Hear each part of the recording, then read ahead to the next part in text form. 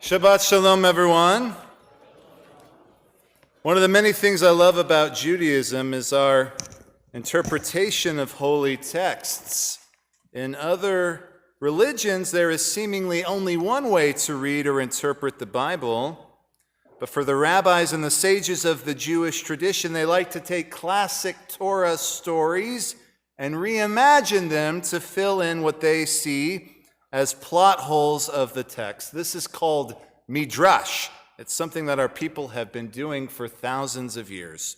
Now, this practice has its critics. Some people think that this is disrespectful or even heretical to the holiness of the work to make additional stories about it.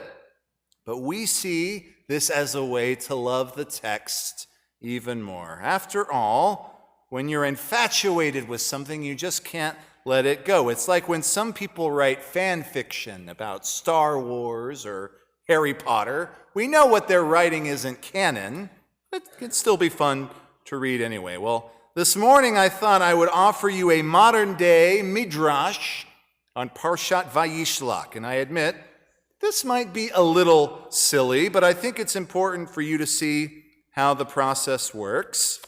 And I also think that the affect is meaningful. So let's try it out, shall we? In order to do this successfully, let's bring you all up to speed on what's going on in our story. Although Joel already did a great job of that earlier, in my opinion. So here we go. There are two brothers, Jacob and Esau. Esau is born first. Jacob comes out second, holding on to his brother's heel. We're told that Esau is hairy and that he's a skilled hunter, and that Jacob is homely.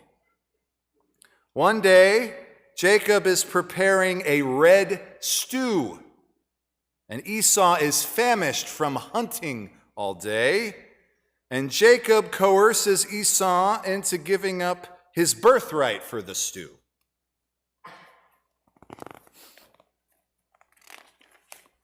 Later, Jacob disguises himself, pretends to be his brother, and fools his dying father into giving him Esau's blessing, and Esau vows to kill Jacob, at which point Jacob flees, which brings us to our Parshat this morning, where Jacob is accosted by an unknown entity in the middle of the night, and he wrestles with what the Torah calls a man. Perhaps it is an unknown random guy. Perhaps it is his brother Esau. Some commentators suggest it's an angel. And you heard earlier that Joel thinks it's Jacob himself. Whoever it is, the unknown entity blesses Jacob and leaves before the sunrise. And then later in our Parsha, the two brothers kiss and make up. Now you should know that for the rabbis of our tradition, they are uneasy about this whole transaction. They think that there is more at play than what the text is giving us. And when they look at the verse that says, quote, "And Esau ran to meet him, and he embraced him and fell upon his neck, and he kissed him, and they wept," they look at the Hebrew word to kiss, Vayishlach, and they note that this verb sounds eerily familiar to the verb Vayishlach, which means to bite. In fact, if you look in your Chumash, you can find it, I think, on 204. If you look at that word, you will see that the Hebrew has these diamond-looking dots above it. They almost look like teeth marks. So what am I saying here? I'm saying that some of the rabbis suggest that Esau bit Jacob on the neck. Now, I know this might sound silly, but this is how midrash is born. When I was studying this the other night with another rabbi, I said, they think Esau bit Jacob on the neck? What is he, some sort of vampire? Wait a second. All right, folks. Hear me out. This might sound far-fetched. I think Esau is the biblical Count Dracula. If you don't believe me, let's just recap here for a second. Jacob was preparing a bowl of red soup. But what if it contained blood? Count Esau would see it and be unable to resist it. Some might even say he'd be willing to give up everything for it. Later, Jacob is accosted by an unknown villain with super strength at nighttime. What if this is Count Esau? Note what the villain in the Torah says. Let me go, for the sun is rising. The vampire must retreat before dawn. All right, can you tell I'm having a lot of fun with this? It turns out that I was really onto something here, and that I wasn't the first person to notice all of these ghastly similarities. In fact, the more midrashim that I looked at, the more instances of Count Esau I found in the tradition. Midrash Bereshit Rabbah 63 describes Esau as ensnaring or hunting people with his mouth.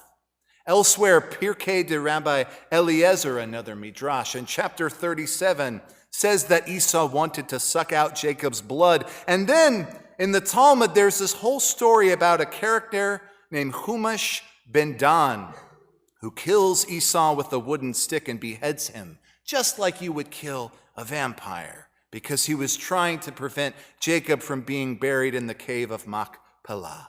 Now, I know this might all sound a little trick or treat, and I think that's the point. Obviously, I don't really think that Esau was a vampire, but I do think what the commentators of the Torah do to him is important. They vilify Esau to the point of literally making him a monster. So much so that the rabbis will later say that Esau's descendants are the Romans, the same conquerors that will take over Jerusalem and destroy the Jewish temple. I think we should take a time out in our talk here just to think rationally for a moment. If you look at the text of the Bible, what does Esau do to Jacob that's really so bad? I mean, we know that he later marries women out of the tribe, but come on, Moses did that, so did numerous other patriarchs. So why does Esau get the bad rap that he does? Here's a guy who swindled into giving up his birthright, later robbed of his blessing, and he's the bad guy? I'll tell you what I think is really going on here. I think this is a classic example of people fearing what they don't understand. Let's face it, the rabbis are certainly going to identify with Jacob more because he's the type of guy who would want to sit around in his tent reading all day, just like they did. They're not going to connect with someone who goes hunting and fishing. That's not their style. So they do to Esau what people do when they don't understand something. They dehumanize the enemy. Through literature, they turn Esau into a biting, blood-sucking monster. Friends, I think this serves as an important lesson on what not to do. Rather than vilifying someone, it's essential that we attempt to see where they're coming from. And when they do offer us the kiss of friendship, we shouldn't accuse them of biting us. All too often, we assume that other people have ill intentions, but once we get to know them, we find out that in reality, that is our own insecurity talking. Jacob fled from his own brother thinking that he wanted to kill him, but at the end of the day, all Esau ever really wanted was to reconnect with his long-lost family member. Friends, this morning I want to encourage us to see the real Esau in one another. We should attempt to see past all the horror and grotesque things that we hang on our enemies and try to see the real person underneath. In doing this, we will soon uncover the truth that every human being is made in the image of God, and there are no such things as monsters. Jacob and Esau finally make amends at the end of the story, and that is what we should try to do too. Well, I hope you enjoyed my talk today. I'd love to talk with you more about it after services are over. Come by, find me, and we'll chat. And don't worry, I won't bite. Shabbat shalom.